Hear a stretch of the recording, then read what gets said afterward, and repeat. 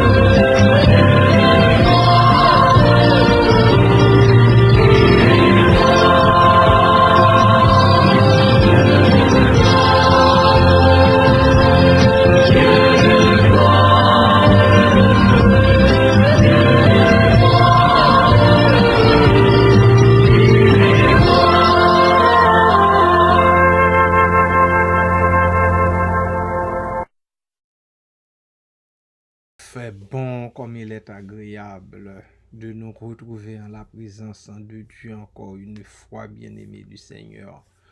Bonjour dans sa paix, sa grâce, bonne journée aussi dans son amour.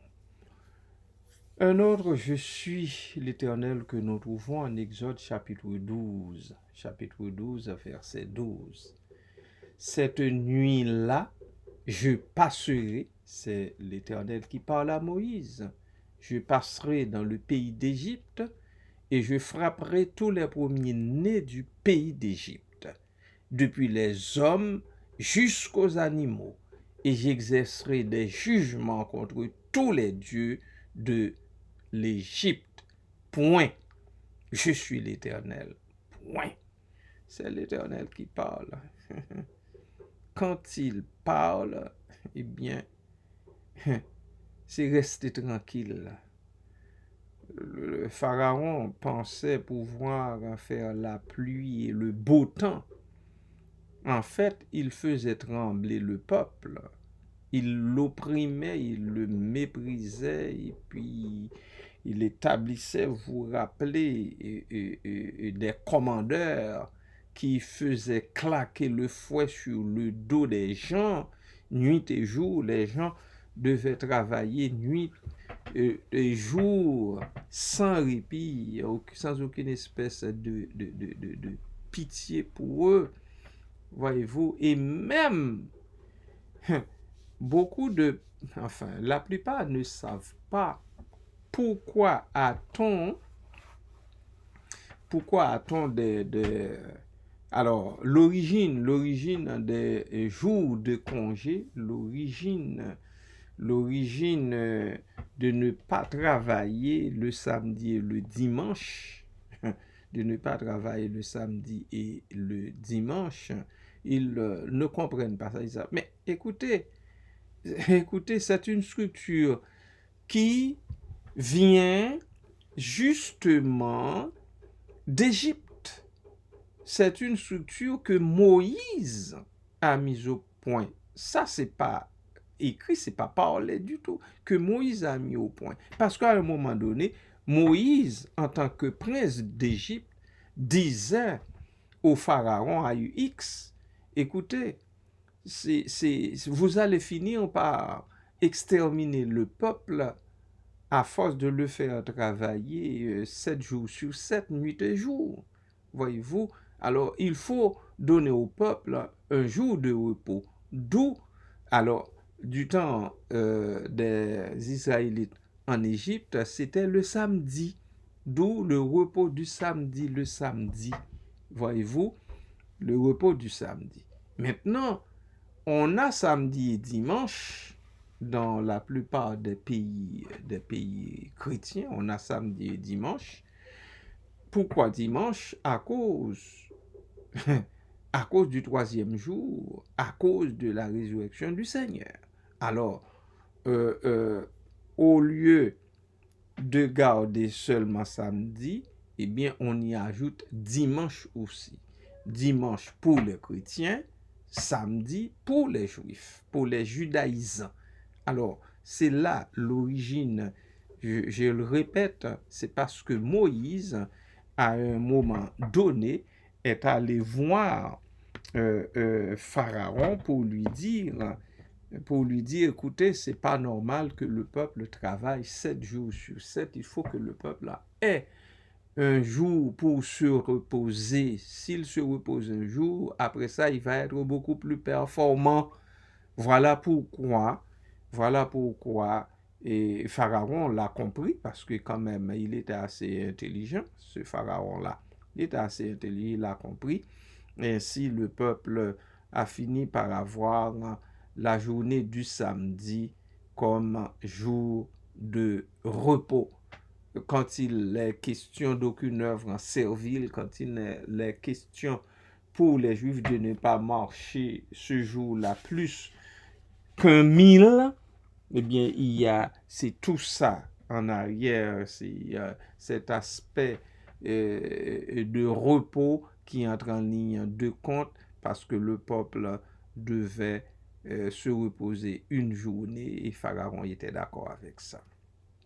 Alors, je reprends, je dis le dimanche aussi, dimanche mais est ajouté par après la mort et la résurrection de Jésus en guise de reconnaissance au Seigneur pour le salut, sa résurrection le troisième jour. Alors, on a pris aussi le troisième jour, le premier jour de la semaine, le dimanche, le jour de la résurrection. C'est pour ça que le dimanche, c'est le jour du sourire évangélique. C'est le jour où les enfants du Seigneur se rencontrent. C'est le jour où les enfants du Seigneur se réunissent, non seulement pour donner gloire à Dieu, pour chanter les louanges du Seigneur, mais aussi pour se sourire, pour se saluer, pour s'échanger, voyez-vous. Donc, ce n'est pas un jour où l'on doit se rencontrer pour se bagarrer, pour parler fort, au contraire, non, c'est un jour où l'on se rencontre pour manifester de la gentillesse mutuelle les uns envers les autres, où l'on doit faire entendre des mots doux à l'autre et l'autre de son côté doit faire pareil aussi, parce que après toute une semaine de travail, toute une semaine, je dirais, de tête chargée, eh bien, rendu à dimanche, eh bien, là, on est comme transporté dans une autre sphère. comme transporté sur même une autre planète. Alors, voilà, pour ça, il est plutôt malheureux que depuis quelque temps, et dans beaucoup de pays, qu'est-ce qu'ils font? On fait travailler les gens le dimanche, on ouvre les commerces, tous les commerces. Il fut un temps où les commerces étaient fermés, sauf les pharmacies, bien sûr, les hôpitaux, bien sûr, les gens qui travaillent dans la police. Ok, ces trois corps-là, ces trois corps de métier, eh bien, et même dans le cas des pharmacies, ce n'est pas toutes les pharmacies qui restaient ouvertes le dimanche. Non, ce n'est pas toutes les pharmacies du tout qui restaient ouvertes le dimanche. Il y en a qui font la relève. Si 2, 3, 4 pharmacies dans une ville, bon, suivant l'importance de la ville, sont ouvertes un dimanche, l'autre dimanche suivant, ça va être d'autres pharmacies, ainsi de suite, parce que quand même, c'est pour pouvoir répondre aux besoins de la population, pour pouvoir répondre aux besoins du consommateur. Alors, voilà, le Seigneur disait à Moïse qu'il allait passer cette nuit-là. Je passerai moi-même dans le pays d'Égypte et je frapperai tous les premiers-nés de l'Égypte. Et c'est ce qui a été fait, depuis les hommes jusqu'aux animaux. Et j'exercerai des jugements contre tous les dieux de l'Égypte. Aïe, aïe, aïe, aïe, la belle bagaille lorsque nous gagnons les seigneurs qui a combattu pour nous. Lorsque le Seigneur se brandit, lorsqu'il se met debout pour défendre la cause de ses enfants, la cause des élus. Bien-aimés, ne courez pas le risque. Ne courez pas le risque d'abandonner une seule petite minute le Seigneur l'Éternel, votre Dieu, notre Dieu. Parce que c'est seulement lui qui est pour nous. Tous les autres sont contre nous. Tous les autres se dressent contre nous. Ils font semblant d'être pour nous quand ça fait leur affaire seulement. Mais l'Éternel Dieu, lui, il est toujours là pour ses enfants.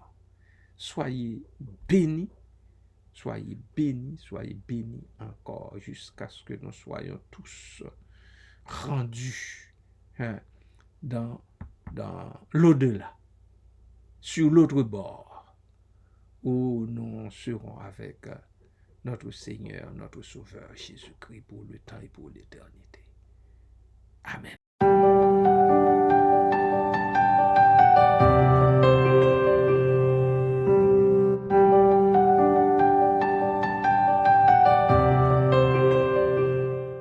Quand j'étais petite, on m'a dit que les sages parlent très peu,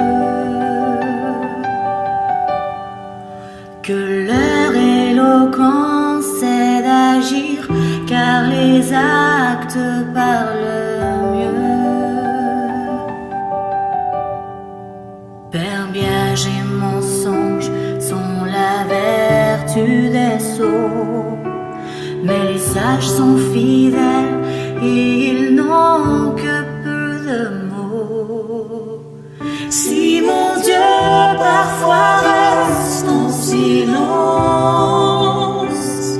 c'est peut-être le langage de l'amour dans ce monde qui chante et qui danse.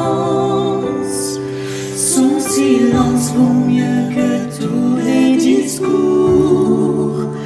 Oh,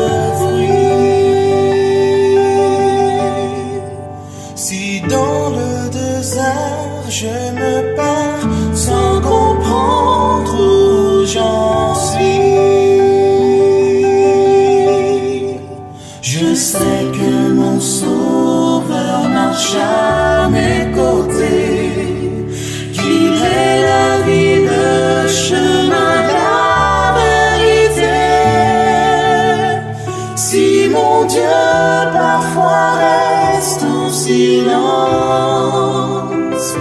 C'est peut-être le langage de l'amour dans ce monde qui chante et qui danse. Son silence vaut mieux que tous les discours. Oh mon Dieu, j'accepte ton silence, le secret de tes projets pour moi. Je t'attends et je te fais confiance. Simplement je sais que tu agiras. Si mon Dieu parfois reste en silence, c'est peut-être le langage de l'amour dans ce monde qui chante et qui danse. Son silence vaut mieux que tous les discours. Oh mon Dieu, j'accepte ton silence, le secret de tes projets pour moi. Je t'attends et je te fais confiance. Simplement je sais que tu agiras en silence.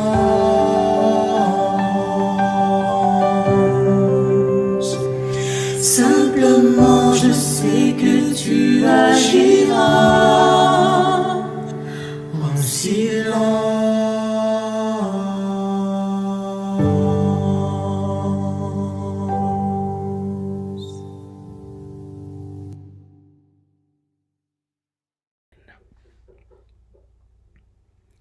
Seigneur éternel, Dieu 3 fois saint, merci, merci, merci. Merci parce que tu t'es manifesté pour les enfants d'Israël en Égypte. Les enfants d'Israël qui étaient tellement mal pris, qui vivaient dans cette honte implacable. À un moment donné, toi-même, tu as laissé ton trône, tu es descendu, tu es allé jusqu'à eux, Seigneur, et tu les as sortis à main forte et à bras étendus des férules de ce pharaon tyrannique, de ce pharaon criminel. Aujourd'hui aussi, Seigneur, nous savons que tu es le même Dieu, que tu as la même puissance, le même pouvoir, la même autorité, la même souveraineté. Tu as, Seigneur, tu as ces facultés-là pour agir en faveur de ceux qui souffrent, des opprimés d'Haïti, des opprimés qui sont en Ukraine, des opprimés de partout. Si jusqu'ici, tu laisses, oh Dieu, les criminels, tu laisses les criminels en vie, tu laisses les criminels continuer à perpétuer, Seigneur, leur crime, c'est tout simplement parce que ton temps à toi n'est pas encore arrivé. Je sais que le moment venu, lorsque le temps que l'Éternel, mon Dieu, s'est réservé, sera sonné, je sais que l'Éternel, mon Dieu, se mettra debout pour défendre adéquatement la cause de tous ces opprimés, la cause de tous ces abandonnés, la cause de tous ces esclaves spirituels, esclaves matériellement parlant, esclaves tout court. Merci Seigneur. Merci pour ta bienveillance. Parce que ta bienveillance vaut mieux que tout ce qui existe au monde. Merci Père. Je ne m'inquiète pas. Je veux rester en silence. Et j'attends pour voir le miracle qui sera opéré par toi-même en faveur de tous les opprimés, des opprimés d'Haïti, des opprimés dans le monde entier. Merci pour ça, papa. Les bien-aimés qui sont éprouvés dans leur vie, papa, les enfants de notre frère Valsin, Seigneur, qui sont seuls dans ce pays, seuls, 4 enfants, abandonnés, sans mère, sans père, parce que les méchants ont enlevé la vie aux parents de ces 4 enfants-là. Oh papa, je sais que tu as une provision spéciale pour ces enfants. Je le sais. Mais papa, c'est mon devoir, c'est mon travail de te prier pour eux. Papa, vois-les. Papa, vois-les. Fais en sorte qu'ils ne désespèrent pas. Ils sont tellement jeunes, si jeunes, Seigneur, qu'ils ne désespèrent pas. Qu'ils ne désespèrent pas. Ils ont vraiment appris à te connaître dans leur jeune âge. Mais c'est sûr, ils n'ont pas fait de l'expérience encore avec toi. Alors, Père, à cause de Jésus-Christ, dont le sang a coulé pour ces enfants, garde-les en ton amour. Fais-leur grâce et miséricorde, oh Dieu. Merci, Père. Nos bien-aimés qui sont malades dans le corps sont devant toi. Je ne saurais les oublier. Ma sœur Marie-Nicole est devant toi. Elle a besoin de toi, de ton aide, de ton soutien. Seigneur, de ton appui, Seigneur. Qu'elle sache que tu es son abri sûr, tu es son asile protecteur. Qu'elle le sache. Et que, oh Dieu, dans ses pensées, dans ses réflexions, elle continue à se réfugier en toi et en toi seul. Merci Père, merci Seigneur, merci Jésus, merci Papa. Vois ma sœur Judith, Seigneur, en instance de cette intervention chirurgicale. Papa, prépare-la à y faire face, oh Dieu. Ma sœur Daniela également devant toi. Seigneur, soutiens-la dans ses souffrances, avec cette maladie qui lui enlève la paix de l'esprit. Seigneur, merci Père, merci Papa, sois avec ces familles-là, ces 3 familles. Visite, soutien, encourage, Seigneur, ceux et celles qui sont autour de ces bien-aimés malades dans leur corps. Merci Père. Les personnes qui sont avancées en âge parmi nous dans nos rangs sont également devant toi. Ils s'attendent à ce que, oh Dieu, tu renouvelles leurs forces qui tombent en défaillance. Merci là aussi, Père. Merci, Papa. À toi, Jésus-Christ, au Saint-Esprit, soit l'honneur, la gloire, la gloire, la gloire, la gloire, la puissance, la toute-puissance et la majesté au siècle des siècles. Amen. Alléluia.